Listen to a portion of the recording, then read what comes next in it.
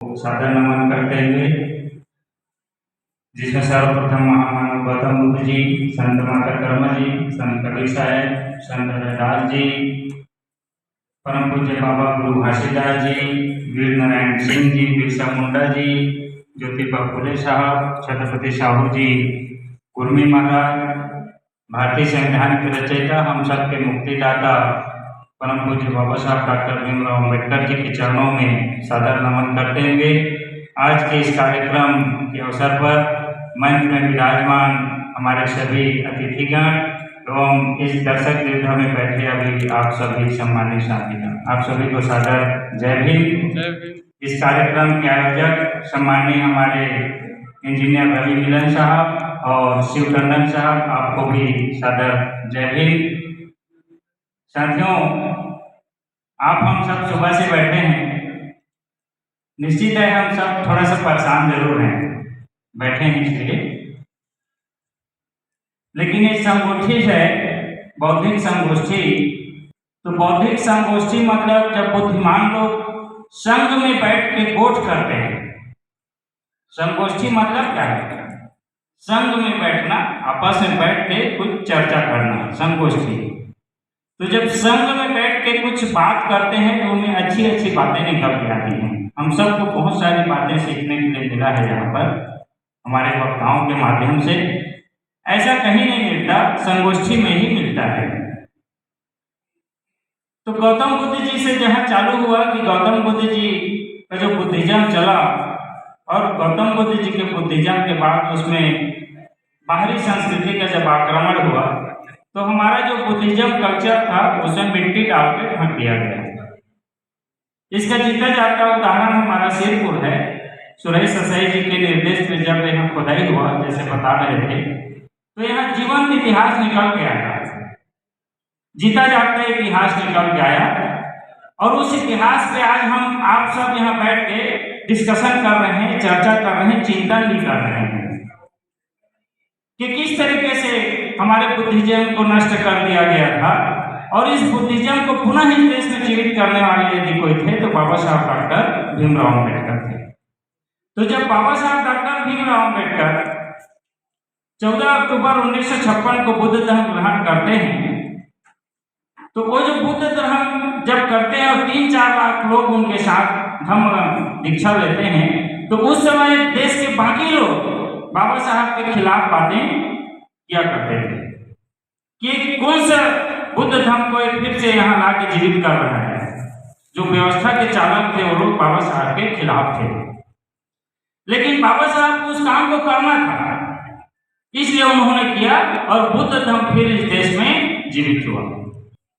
बाबा साहब अम्बेडकर जीवित तो कर दिए बुद्ध धर्म के सिस्टम को, लेकिन बाबा बुद्ध धर्म के सिस्टम के बाद गौतम बुद्ध जी के बाद संत कबीर, संत रविदास आए, संत माता कर्मा आई, छत्तीसगढ़ में बाबा गुरु घासीदास जी आए। तो बाबा गुरु घासीदास जी ने चिंतन किया, जैसे सर बता रहे थे।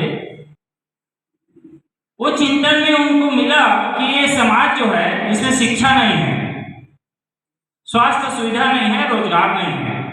जब बाबा गुरु घासीदास जी के 3 रूप को हम अध्ययन करते हैं, एक घासीदास जी और दूसरा बाबा घासीदास जी और तीसरा बाबा गुरु घासीदास जी, ये 3 स्तर को उनके यदि हम चिंतन करें, एक घासीदास जी और एक बाबा और एक गुरु, तो तीनों स्तर में उनका चिंतन क्या रहा?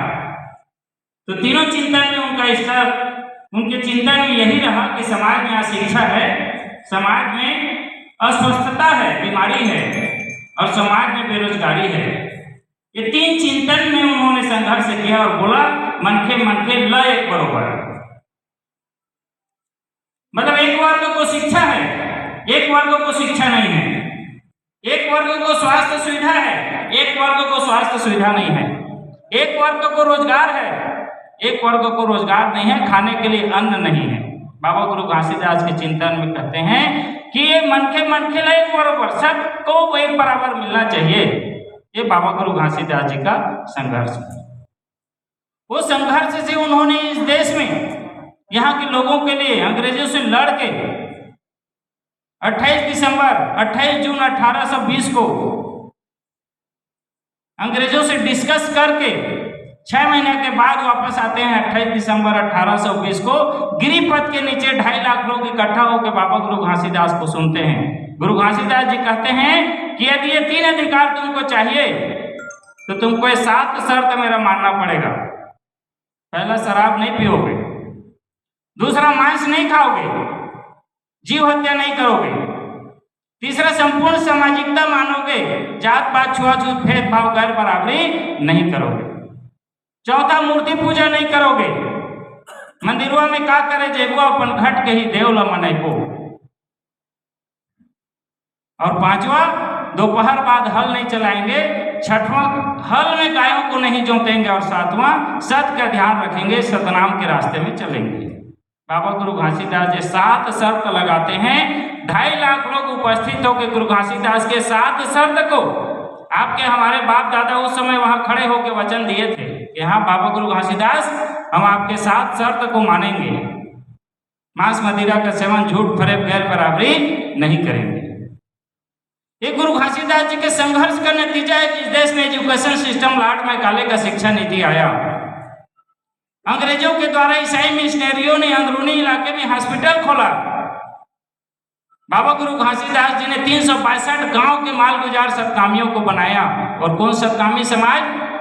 जो 2.5 लाख लोग 45 से 60 जाति के लोग उपस्थित होकर अपने आप को बाबा गुरु घासीदास जी के शर्त को माने और बोले कि आज से हम सतनामी समाज है।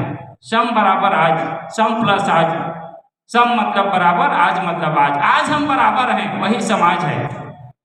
तो बोले कि हम आज से सतनामी समाज हैं। तो उस समय 606 गांव के मालगुजार ब्राह्मण थे, 294 गांव के मालगुजार कंवर थे। सतनामी एक भी गांव का मालगुजार नहीं था।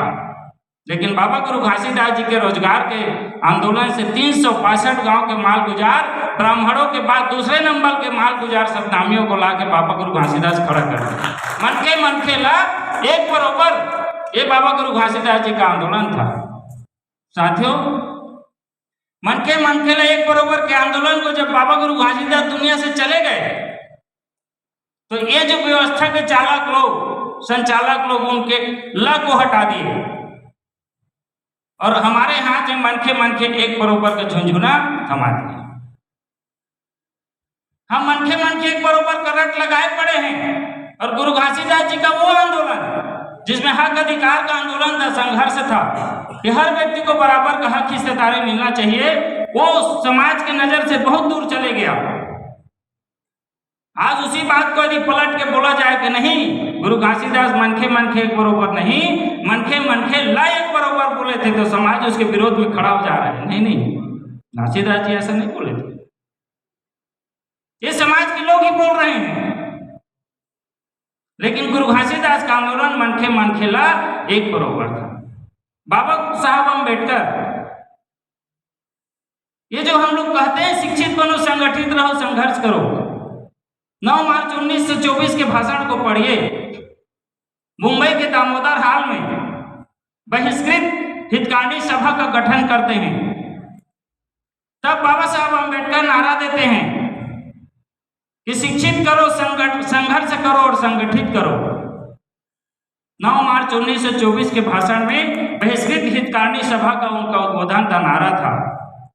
यही नारा 20 जुलाई 1942 को अखिल भारतीय दलित परिषद सम्मेलन में बाबा साहब अम्बेडकर के उपस्थिति में शिक्षित बनो, संघर्ष करो और संगठित करो होगा।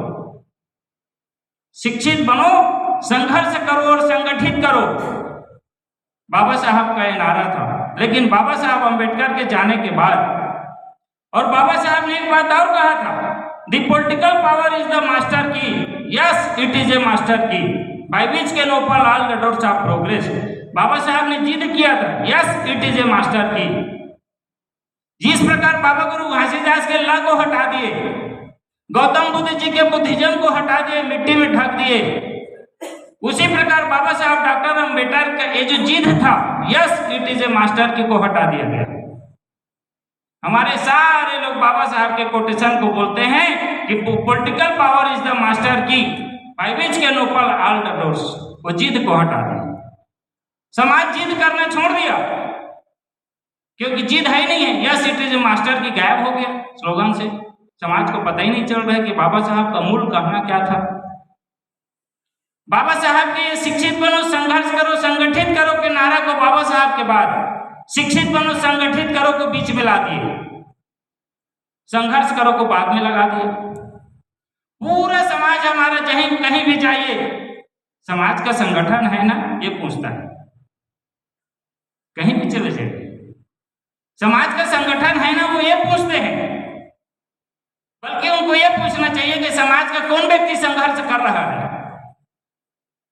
तो संघर्ष कौन कर रहा है इस बात को नहीं पूछते, क्योंकि उसमें से कोटेशन संगठित रहो पहले आ गया, संघर्ष करो बाद में चले गए, अर्थ का अनर्थ हो गया।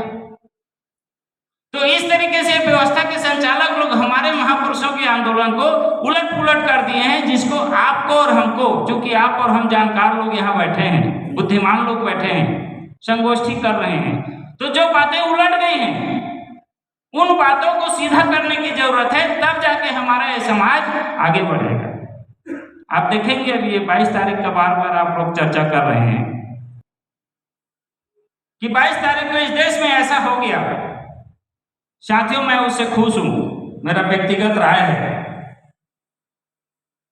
उसने पावर का एहसास कराया आपको। The political power is the master key, yes it is a master key, उसने एहसास कराया आपको। आपको एहसास करने की जरूरत है कि पॉलिटिकल पावर क्या चीज है। कोई गलत नहीं किया। बाबा साहब अम्बेडकर को उन लोगों ने माना क्योंकि उन लोगों ने उनके कोटेशन को बदल के रखा है, इसलिए उन्होंने बाबा साहब के कोटेशन को मान के चला। The political power is the master key, yes it is a master key, by which can open all the doors. 500 साल के इतिहास को बदल के रख दिए, by which can all the doors.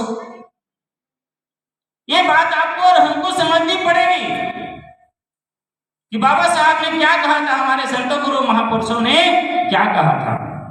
मान्य और काशीराम साहब आपको संगठित होने के लिए नहीं बोले थे। जहां तक मैं स्टडी किया हूं, मान्य और काशीराम साहब संघर्ष की बात आप लोगों को किए थे, लेकिन आज की तारीख में मैं देखता हूं कि संघर्ष की परिभाषा या बात कोई नहीं करता है। तो जब आप संघर्ष नहीं करेंगे तो लोग आपके साथ नहीं होंगे। हमको संगठित करने में कोई इंटरेस्ट नहीं है। हम किसी प्रकार से संगठित करना नहीं चाहते समाज को। हम समाज से संघर्ष पैदा करना चाहते हैं कि समाज में किसी भी कोने में एक व्यक्ति तो संघर्ष के लिए तैयार हो, उस संघर्षशील व्यक्ति के साथ पूरे समाज के लोग इकट्ठा हो जाएंगे। बाबा साहब अम्बेडकर ने कहा कि मूल भावना में परिवर्तन किए बगैर सामाजिक परिवर्तन के आंदोलन को आगे बढ़ाते रहना पड़ेगा। मान्य और काशीराम साहब मूल भावना में परिवर्तन नहीं किए बाबा साहब का। रिपब्लिकन पार्टी ऑफ इंडिया को छोड़े 1971 में और मूल भावना में परिवर्तन नहीं किए। बाबा साहब अम्बेडकर का कार्य आज तक बढ़ता गया, आगे भी आप और हम बढ़ाते रहेंगे। मान्य और काशीराम साहब ने जो दिशा दिखा दिया है आपको और हमको, बाबा साहब अम्बेडकर हमारे संतों गुरु महापुरुषों ने, उस रास्ते में आपको और हमको चलने की जरूरत है। क्योंकि समय बहुत कम है, आपने मुझे बोलने का अवसर दिया, इसलिए आपको बहुत बहुत धन्यवाद। जय भीम, जय भारत, जय सतना।